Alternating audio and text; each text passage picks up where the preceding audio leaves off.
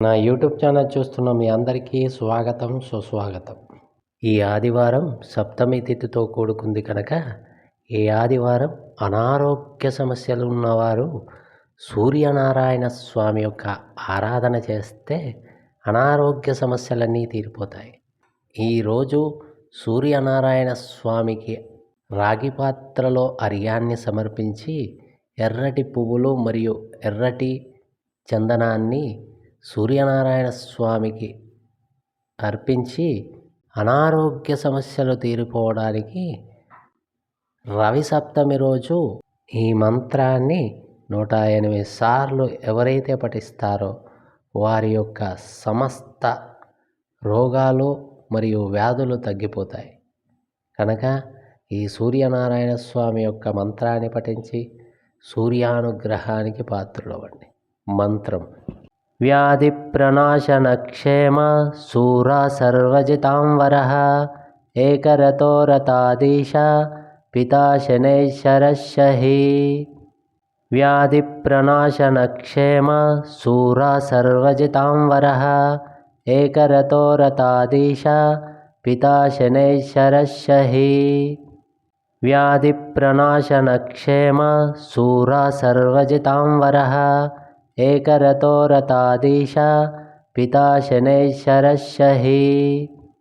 వ్యాధి ప్రనాశన క్షేమ శూర సర్వజితాంవరః ఏకరతో రతాధీశ పితా శనైశ్చరశ్చహి.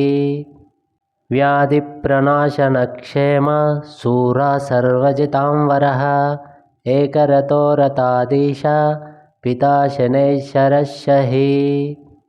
వ్యాధి ప్రనాశన క్షేమ శూర సర్వజితాంవరః ఏకరతో రతాధీశ పితా శనైశ్చరశ్చహి.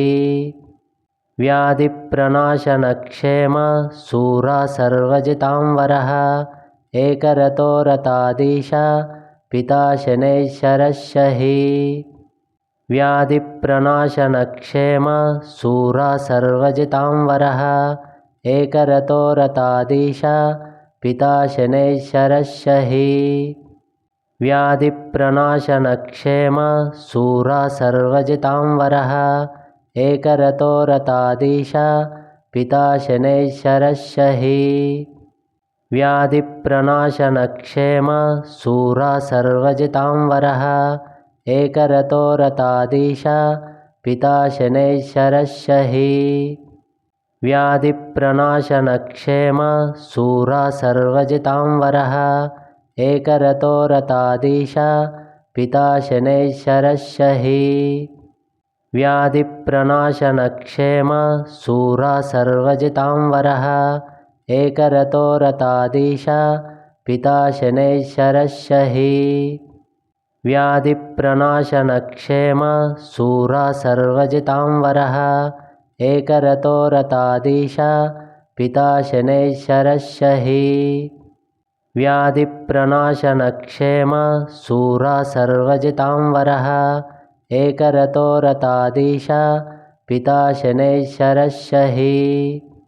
వ్యాధి ప్రనాశన క్షేమ శూర సర్వజితాంవరః ఏకరతో రతాధీశ పితా శనైశ్చరశ్చహి. వ్యాధి ప్రనాశన క్షేమ శూర సర్వజితాంవరః ఏకరతో రతాధీశ పితా శనైశ్చరశ్చహి. వ్యాధి ప్రనాశన క్షేమ శూర సర్వజితాంవరః ఏకరతో రతాధీశ పితా శనైశ్చరశ్చహి. వ్యాధి ప్రనాశన క్షేమ శూర సర్వజితాంవరః ఏకరతో రతాధీశ పితా శనైశ్చరశ్చహి. వ్యాధి ప్రనాశన క్షేమ శూర సర్వజితాంవరః ఏకరతో రతాధీశ పితా శనైశ్చరశ్చహి. వ్యాధి ప్రనాశన క్షేమ శూర సర్వజితాంవరః ఏకరతో రతాధీశ పితా శనైశ్చరశ్చహి. వ్యాధి ప్రనాశన క్షేమ శూర సర్వజితాంవరః ఏకరతో రతాధీశ पिता शनैश्चरः व्याधिप्रणाशनक्षेम शूरा सर्वजितां वरः एकरतो रताधीश पिता शनैश्चरः व्याधिप्रणाशनक्षेम शूरा सर्वजितां वरः एकरतो रताधीश पिता शनैश्चरः व्याधिप्रणाशनक्षेम शूरा सर्वजितां वरः एकरतो रताधीश पिता शनैश्चरः व्याधिप्रणाशनक्षेम शूरा सर्वजितां वरः एकरतो रताधीश पिता शनैश्चरः व्याधिप्रणाशनक्षेम शूरा सर्वजितां वरः एकरतो रताधीश पिता शनैश्चरः व्याधिप्रणाशनक्षेम शूरा सर्वजितां वरः एकरतो रताधीश पिता शनैश्चरः व्याधिप्रणाशनक्षेम शूरा सर्वजितां वरः एकरतो रताधीश पिता शनैश्चरः व्याधिप्रणाशनक्षेम शूरा सर्वजितां वरः एकरतो रताधीश पिता शनैश्चरः व्याधिप्रणाशनक्षेम शूरा सर्वजितां वरः एकरतो रताधीश पिता शनैश्चरः व्याधिप्रणाशनक्षेम शूरा सर्वजितां वरः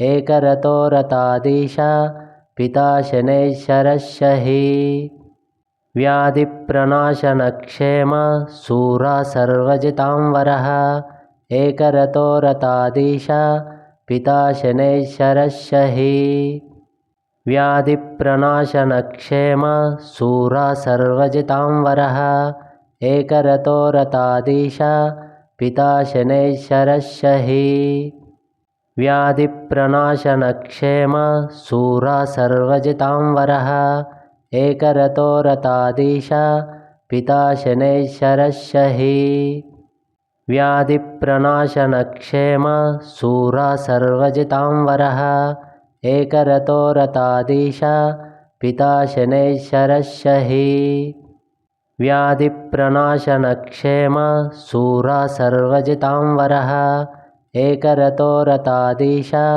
पिता शनैश्चरः व्याधिप्रणाशनक्षेम शूरा सर्वजितां वरः एकरतो रताधीश पिता शनैश्चरः व्याधिप्रणाशनक्षेम शूरा सर्वजितां वरः एकरतो रताधीश पिता शनैश्चरः व्याधिप्रणाशनक्षेम शूरा सर्वजितां वरः एकरतो रताधीश पिता शनैश्चरः व्याधिप्रणाशनक्षेम शूरा सर्वजितां वरः एकरतो रताधीश पिता शनैश्चरः व्याधिप्रणाशनक्षेम शूरा सर्वजितां वरः एकरतो रताधीश